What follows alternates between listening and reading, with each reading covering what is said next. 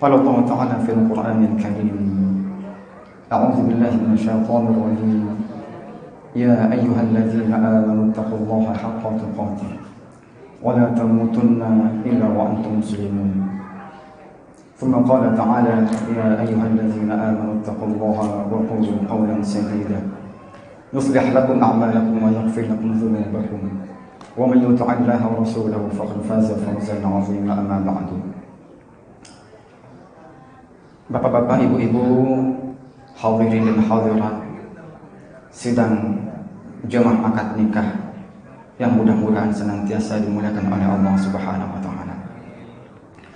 Sepertinya tidak ada rasa setelah rasa syukur kita kepada Allah Subhanahu wa taala. Setelah rasa syukur kita kepada Allah Subhanahu wa taala atas segala limpahan nikmat, rahmat dan karunia-Nya kepada kita. Rasa selanjutnya yang hari ini pasti hadir di hati kita semuanya. Wabil khusus rasa yang pasti hadir di hati kedua belah pihak, di hati kedua mempelai, yaitu rasa bahagia. Dan juga rasa yang hadir ke dalam hati kedua orang tua mempelai, yaitu rasa bahagia. Mudah-mudahan kebahagiaan yang Allah hadirkan pada hari ini, mudah-mudahan kebahagiaan yang Allah karuniakan ke dalam hati kita pada hari ini mampu kita syukuri, mampu kita pelihara, sehingga kebahagiaan kita di dunia ini berlanjut hingga kebahagiaan kita di akhirat kelak. Amin ya rabbal alamin. Kemudian rasanya tidak ada kata-kata yang lebih pantas, lebih cocok kita ucapkan setelah memuji Allah Subhanahu wa taala, setelah berselawat kepada nabinya, selain ucapan yang Rasulullah Sallallahu Alaihi Wasallam ajarkan kepada dua orang yang telah menyelesaikan akad nikahnya. Barakallahu lak wa baraka alaik wa jama'a bainakuma fi khair.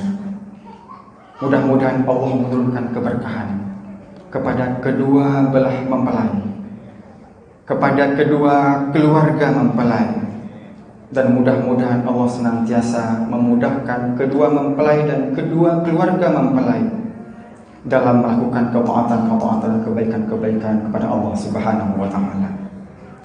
Bapak-bapak, ibu-ibu, dan terkhusus bagi Adinda Virgian Dwi Haryanto dan Adinda Arindi Puspadewi. Alhamdulillah pada hari ini Allah Subhanahu wa taala telah mengkaruniakan kebahagiaan yang mungkin tidak ada kebahagiaan lain setelah ini. Kenapa? Ini merupakan bagian daripada kesempurnaan agama. Menikah adalah perintah Allah Subhanahu wa taala dan perintah Rasul-Nya. Terima kasih yang sebesar-besarnya saya ucapkan kepada seluruh ahli keluarga, panitia yang telah memberikan kepada kami kesempatan untuk menyampaikan sepatah dua patah nasihat. Mudah-mudahan nasihat yang kami sampaikan nanti bermanfaat bagi kedua belah pihak, kedua mempelai selaku yang menjadi pengantin baru hari ini, dan juga mudah-mudahan bermanfaat bagi saya pribadi dan untuk kita semuanya yang masih menjadi pengantin lama ya. Dan mudah-mudahan juga bermanfaat bagi yang akan segera menjadi pengantin nantinya. Adinda, maaf saya masih harus melihat namanya karena belum hafal namanya. Adinda Virgian Dwi Haryanto dan Adinda Arindi Puspadewi. Nasihat yang pertama ingin saya sampaikan adalah nasihat ini berasal dari Allah Subhanahu wa taala. Nasihat ini Allah tujukan kepada hambanya yang paling ia cintai.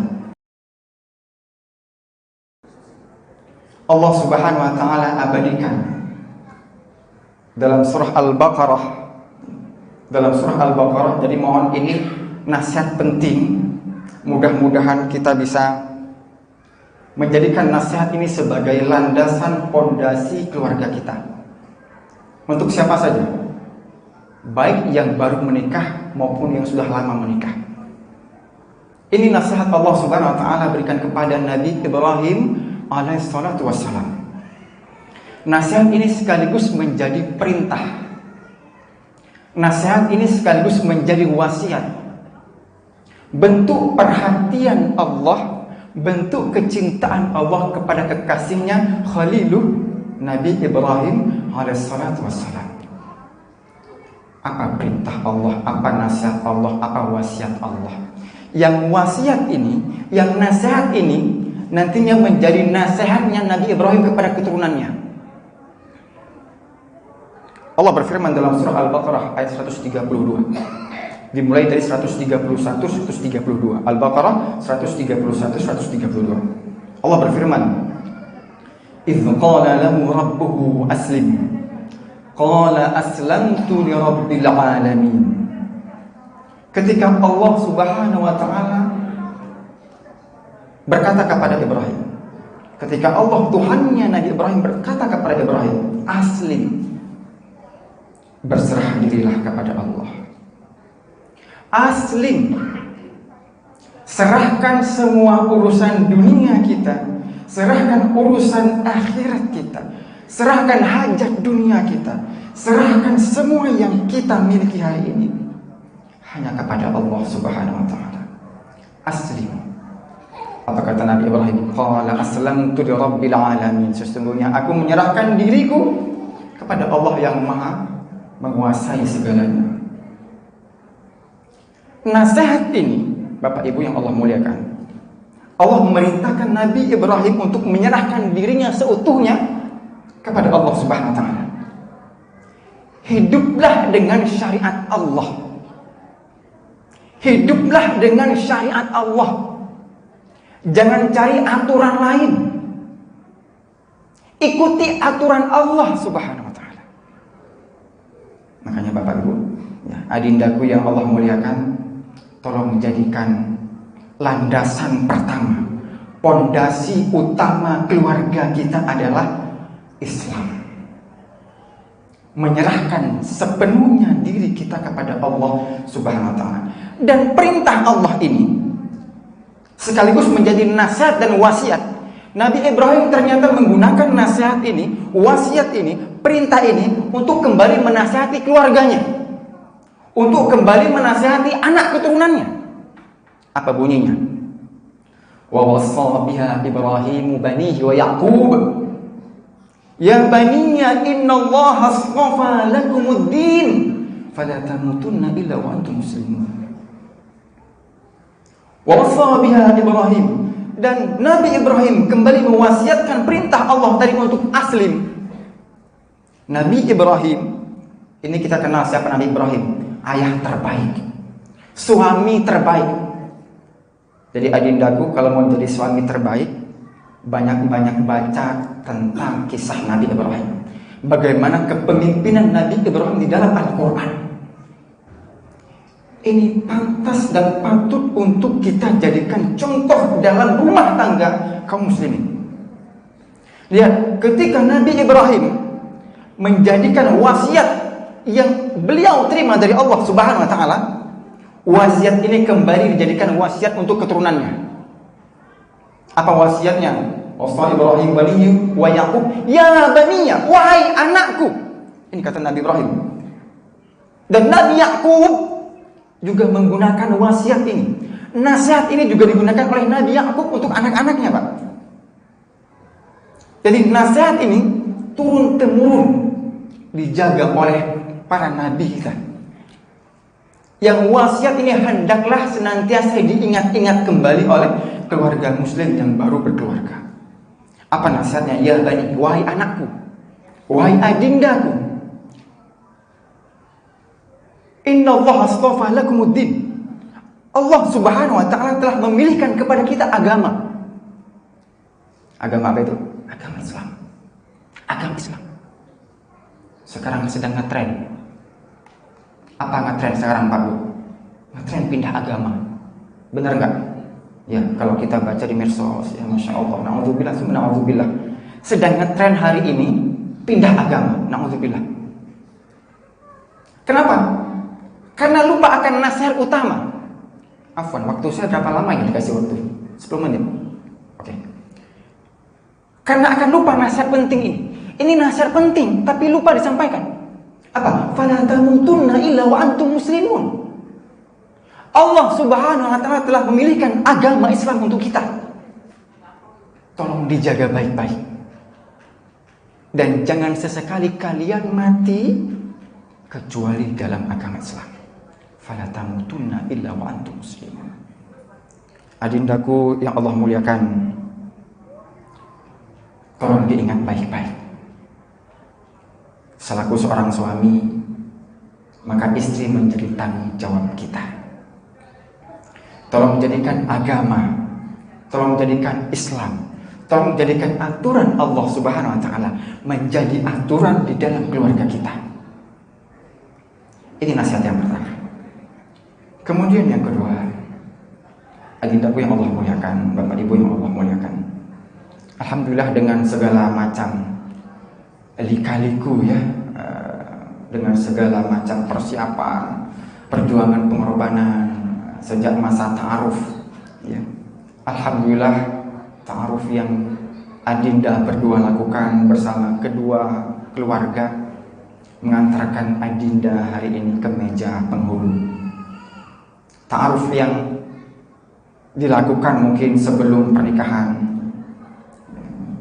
saling ingin mengetahui dulu bagaimana bagaimana keluarga, bagaimana wanita yang kita nikahi, ini ta'aruf namanya.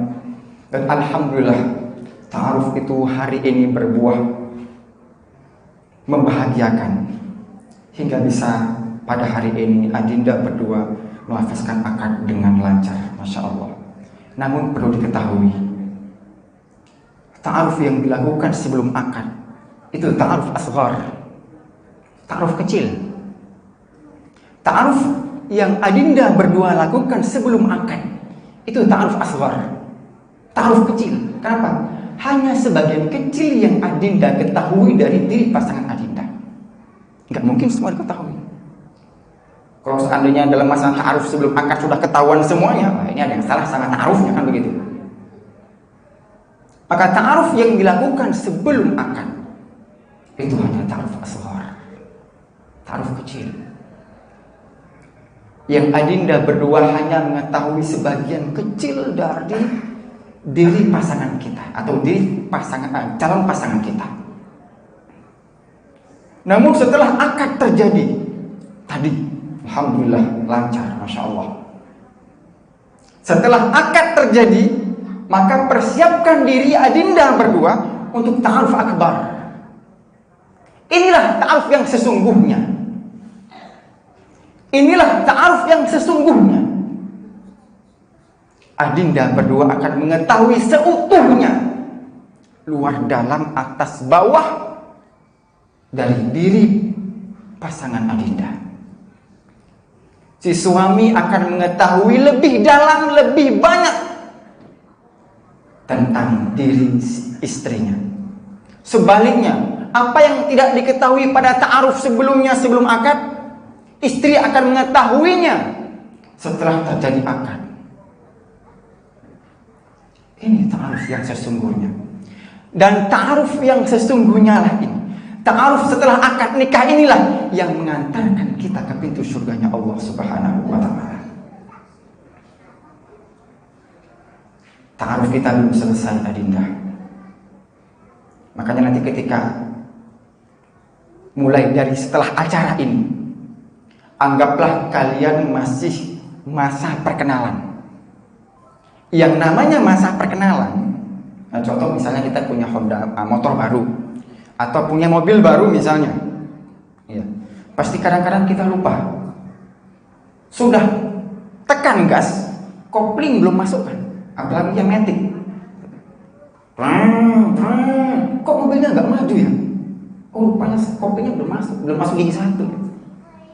Kenapa? Mobil baru, masih gagok, masih canggung. Jadi apapun yang terjadi nanti setelah acara ini, tentunya dari hal-hal perselisihan, pertengkaran, atau ada silang pendapat, ingat kembali bahwasanya kalian masih masa ta'aruf. Tapi bukan ta'aruf sebelum nikah, ya, bukan ta'aruf sebelum akad, ta'aruf setelah akad, ta'aruf akbar ini. Kenapa dikatakan akbar besar? Karena nggak pakai waktu. Kapan berakhir ta'aruf akbar kita? Sampai kita Allah wafatkan dalam kondisi keluarga kita sakinah, mawaddah, warahmah. Kapan berakhir ta'aruf akbar kita? Sampai kita bisa Allah kumpulkan kembali di surga Allah Subhanahu wa taala. Ini baru berakhir ta'aruf akbar kita. Makanya dalam ta'aruf akbar ini, dalam ta'aruf setelah akad nikah, dibutuhkan tafahum. Apa itu tafahum? Saling memahami. Saling memahami. Jadi ta'aruf tanpa tafahum nggak mau saling memahami. Jadi tolong diingat ya, tolong diingat nasihat saya. Kita butuh tafahum, kita butuh saling memahami. Apa yang harus dipahami, Ustaz? Apa yang harus difahami? Yang pertama yang wajib difahami oleh kedua belah mempelai, yang pertama yang wajib difahami oleh sepasang suami istri, imas pengantin baru atau pengantin lama. Apa yang pertama? Harus memahami, kedua-duanya harus memahami hak-hak Allah Subhanahu wa taala. Istri dan suami wajib memahami apa hak-hak Allah Subhanahu wa taala. Apa yang Allah inginkan, apa yang Allah kehendaki, apa yang tidak Allah inginkan, apa yang Allah benci, harus dua-dua faham terkait hal ini.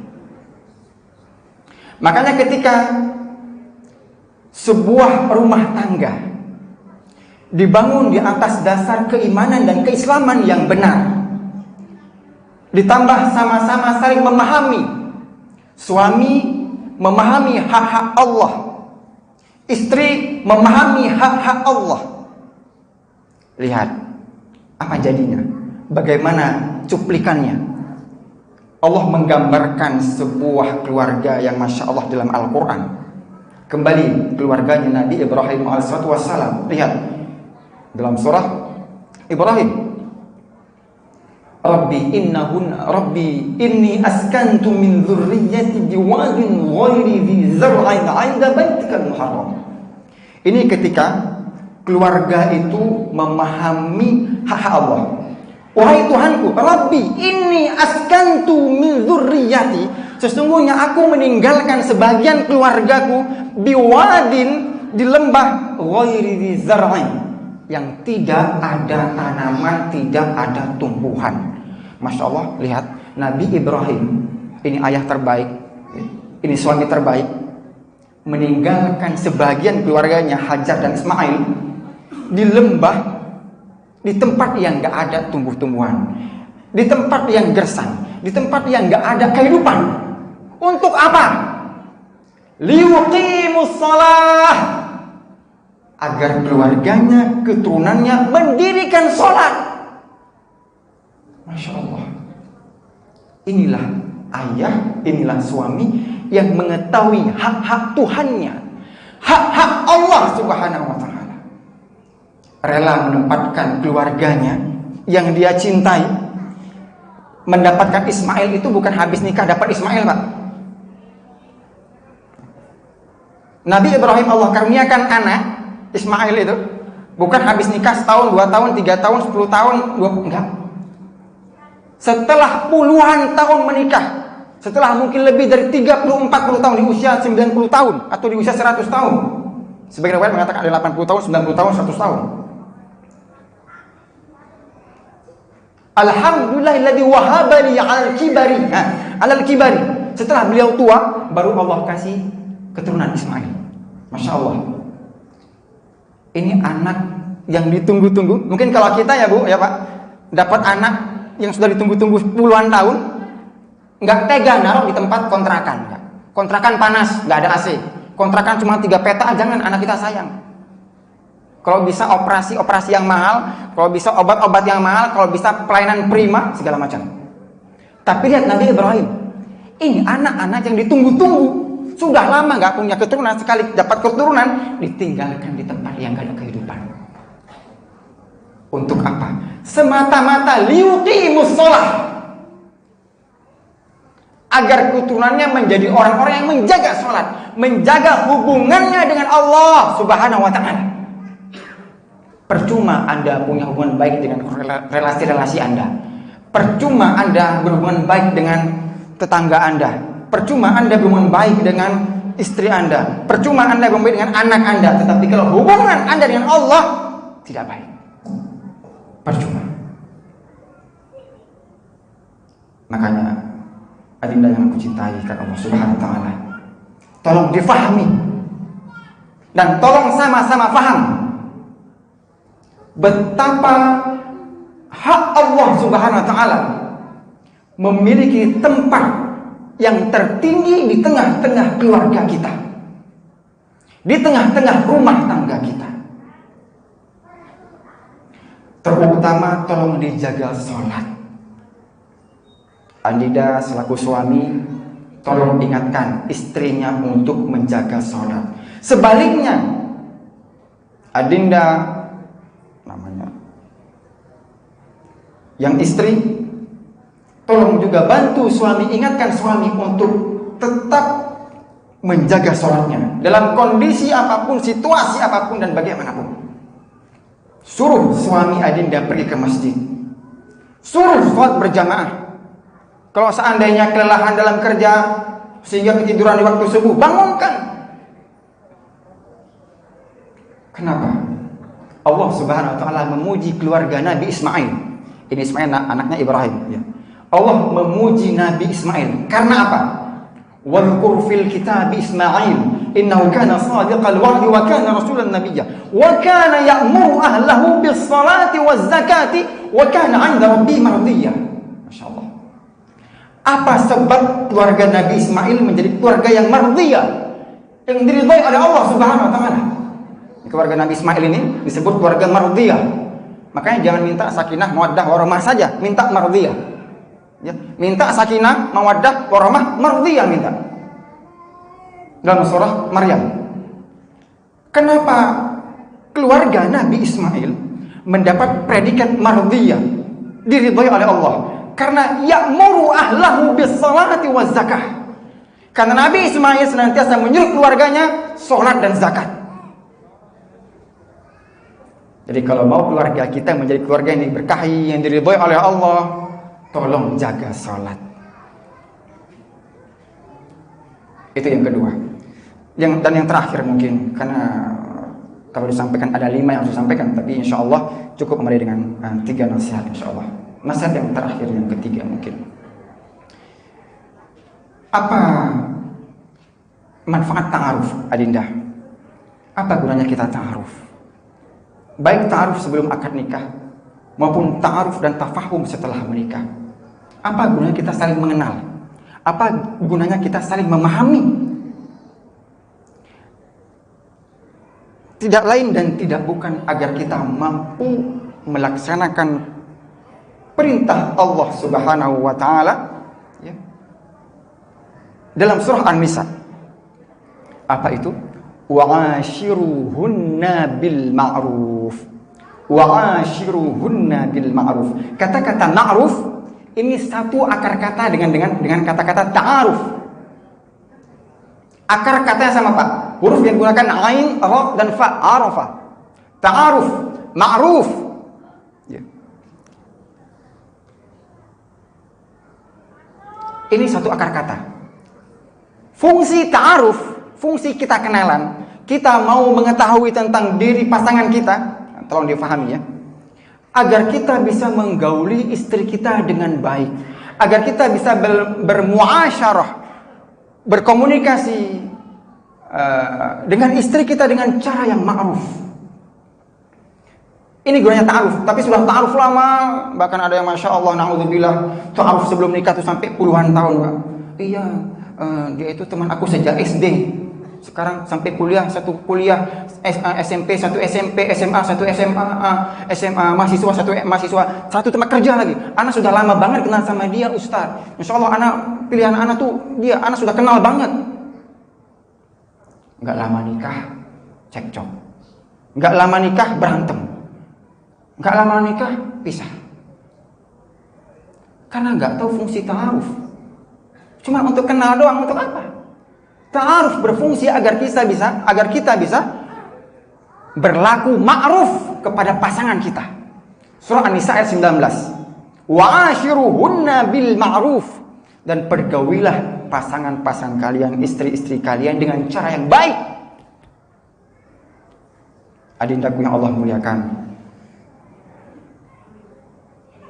siapa sih yang paling baik? Siapa orang yang paling baik menurut Rasulullah sallallahu alaihi wasallam? Rasulullah pernah bersabda, khairukum li ahlihi wa ana khairul li ahli. Sebaik-baik kalian adalah yang paling baik dengan keluarganya, bukan yang paling baik sama sahabatnya, bukan yang paling baik sama teman kerjanya, bukan yang paling baik, maaf, apalagi sama istri orang. Sebaik-baik kalian adalah yang paling baik dengan keluarganya. Kalau suami paling baik sama istrinya, kalau istri paling baik sama suaminya. Ini sebaik-baiknya orang. Bukan yang ahli tahajud, bukan yang ahli puasa, saum, Senin Kamis, bukan yang ahli sholat sunnah, tidak. Ingat satu kisah sahabat Rasulullah Abu Darda radhiyallahu ta'ala anhu. Ini Abu Darda, orang yang ahli ibadah. Orang yang ahli ibadah, siangnya puasa sunnah, malamnya tahajud nggak putus, ya. Masya Allah. Suatu ketika sahabatnya Abu Darda, saudaranya yang dipersaudarakan oleh Rasulullah, ya, namanya Salman, sahabat Salman Al-Farisi, radhiyallahu ta'ala anhu, datang ke rumah Abu Darda. Ketika datang bersilaturahim, sahabat Salman melihat Ummu Darda dengan pakaian yang lusuh. Maka sahabat Salman bertanya kepada Ummu Darda, "Ya Ummu Darda, ma sya'nuki? Kenapa ini? Kenapa pakaian kamu seperti ini? Kenapa enggak bersolek? Kenapa enggak berhias untuk suamimu? Kenapa enggak pakai pakaian yang pantas?" Apa kata Ummu Darda? Qalat, "Akhuka Abu Darda laisa lahu hajatun fid dunya." Sesungguhnya saudaramu wahai Salman, Abu Darda itu sudah enggak punya hasrat untuk dunia lagi. Sudah enggak punya hajat untuk dunia lagi. Mengetahui hal ini, maksudnya apa? Udah nggak selera lagi, udah kepingin ibadah saja. Abu Darda kepingin ibadah saja, kepingin tahajud saja, kepingin puasa saja, kepingin berzikir saja, kepingin baca Quran saja, sehingga ia merupakan hak-hak istrinya. Maka Salman pada waktu itu ditawarkan makan oleh Abu Darda. Makan, ini ada hidangan sedikit. Anak puasa, saya puasa, kata Abu Darda. Silakan Anda makan saja, saya puasa. Lah aku, saya nggak akan makan sampai Anda makan. Akhirnya Abu Darda buka puasa sunnah. Kemudian pada waktu malamnya, Abu Darda di awal malam kepingin sholat tahajud, qiyamul lail. Maka Salman tahan, tidur saja dulu. Kemudian pada akhir malam baru dibangunkan oleh Salman. Apa kata sahabat Salman? Inna li rabbika 'alaika haqqan. Wa inna li nafsika 'alaika haqqan wa inna li ahlika haqqan fa'tu kulladhi haqqan haqqan fa'tu kulladhi haqqin haqqan. Wahai adinda, sesungguhnya keluarga kita punya hak, Tuhan kita punya hak atas diri kita punya hak atas diri kita, keluarga kita juga punya hak. Yang terbaik adalah ketika kita mampu menunaikan hak-hak tersebut dengan baik, sesuai dengan haknya. Masya Allah. Jadilah suami yang terbaik bagi istri Anda, dan jadilah istri yang baik bagi suami Anda. Sesungguhnya yang paling baik di antara kita adalah orang yang paling baik dengan keluarganya. Mungkin hanya ini dapat Anda sampaikan untuk kita semuanya, mudah-mudahan bermanfaat. Sekali lagi kita mengucapkan barakallahu laka wa baraka alaika wa jama'a bainakuma fi khair.